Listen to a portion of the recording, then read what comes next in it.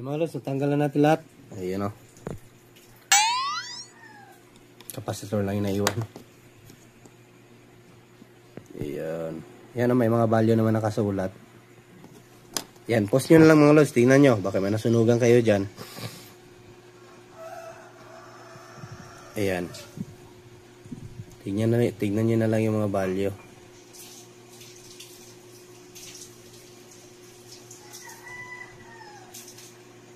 Ayan, zoom nyo na lang.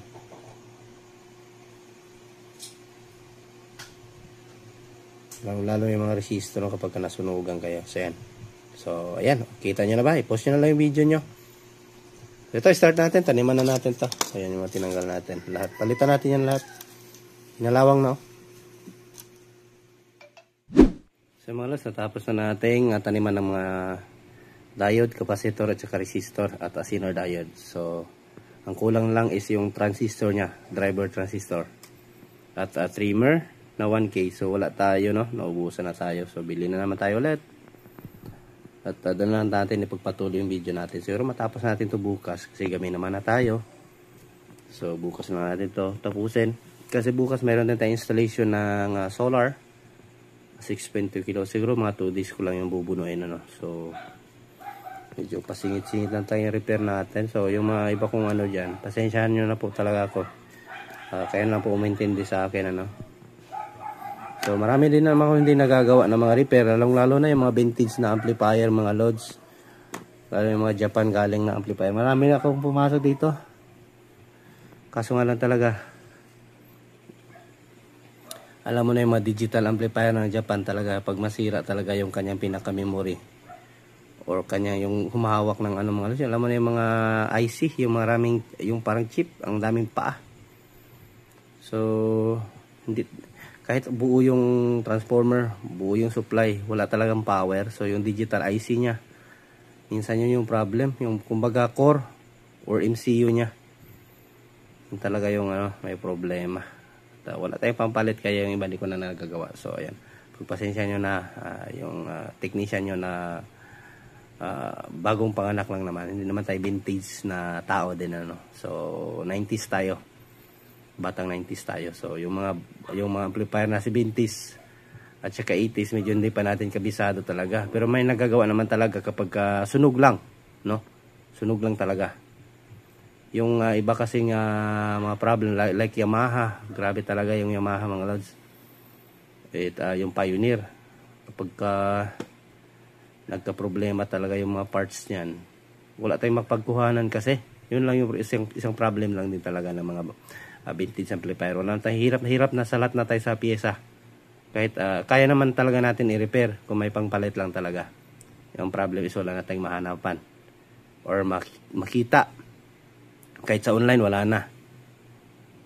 Kahit i-search mo na sa Google, hirap salat talaga sa pyesa yung mga Japan amplifier, lalo na yung mga digital. So ayan, continue lang tayo bukas. So ayan, yan lang po yung ano ko, hinanain ko sa ibang mga customer ko na nagdadala ng mga vintage amplifier.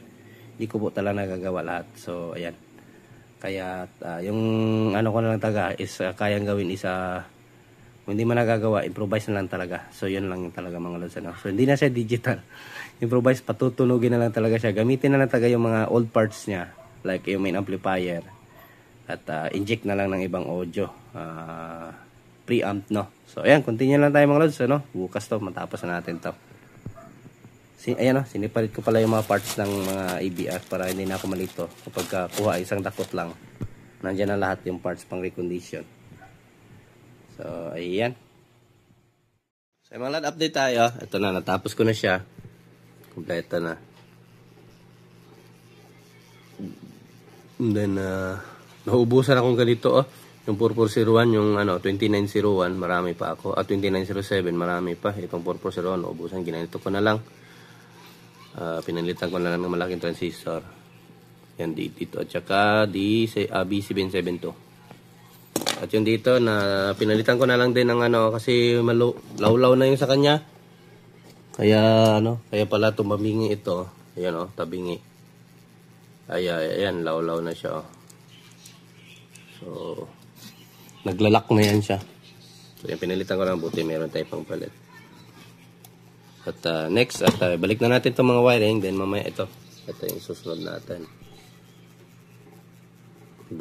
Palitan natin ng PCB. So, ayan. Tsaka matrabaho talaga to. Condition at saka alignment to. Lahat-lahat na. Adjust pa natin to voltahin ito. So, ayan. Kunti lang tayo ulit, no? And then, resolve ko lang itong mga wire na tinanggal natin. So, ito mga loads. Natapos na natin. So, pinalitan natin ang capacitor ito. At naloko sa kanina. Shorted pala yung capacitor niya. At parang naglobo yung capacitor. Sana yung capacitor tinapon ko. Dito na pala. So, ayan, oh. Palaging pumupunta siya dito sa high voltage eh. Palagi siya dito sa high voltage mga loads. Bago na lahat eh. Nalito ako. So sinubukan ko palitan yung capacitor. So naging okay siya.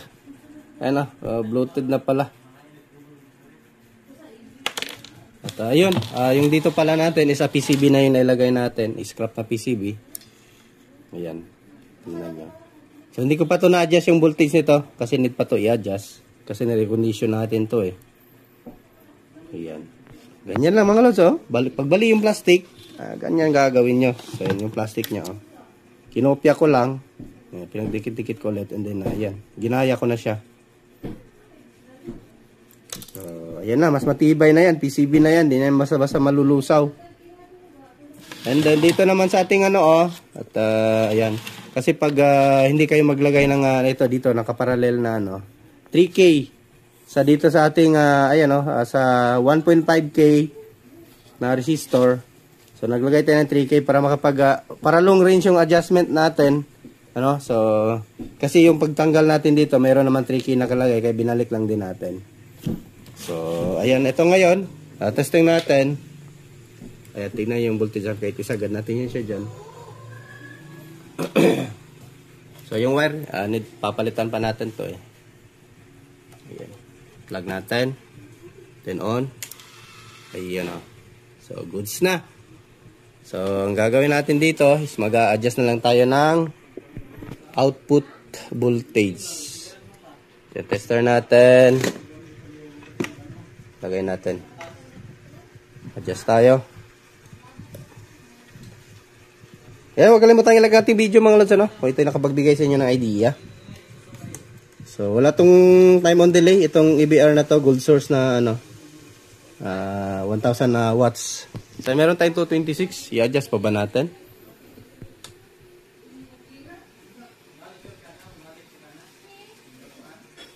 Gawin lang natin itong 220 kasi ano lang naman to eh.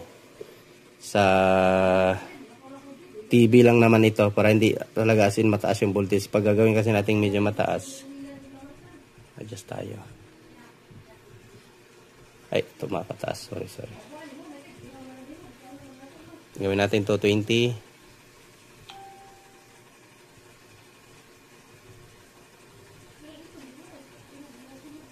Ayun.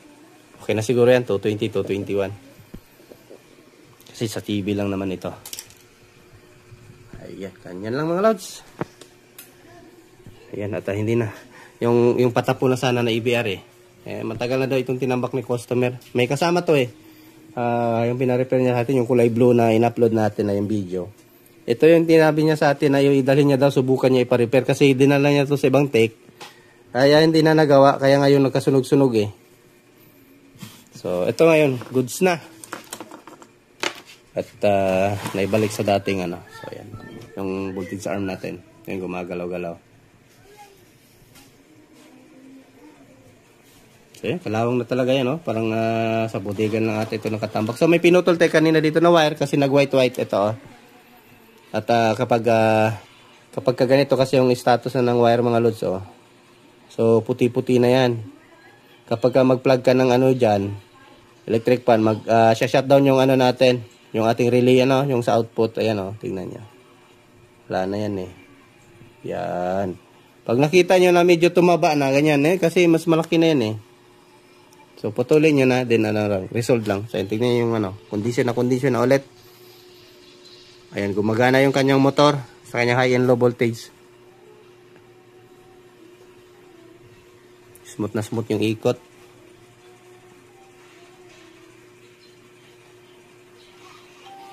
Ayan. Pero hindi yan na ano talaga. Ganyan lang yan siya. O, ayan.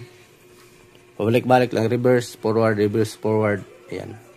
So, it means gumagana na yung kanyang automatic sa kanyang servo.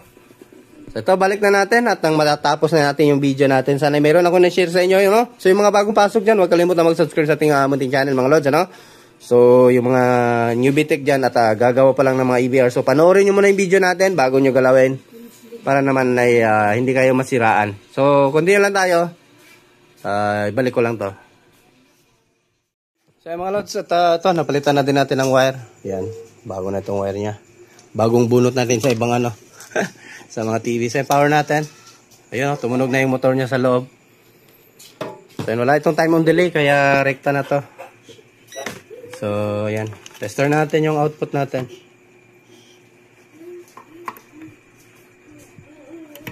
So, ayan. 220.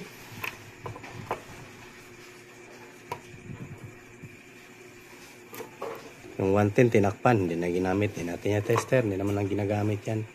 Sa TV lang ito eh. Na malaki.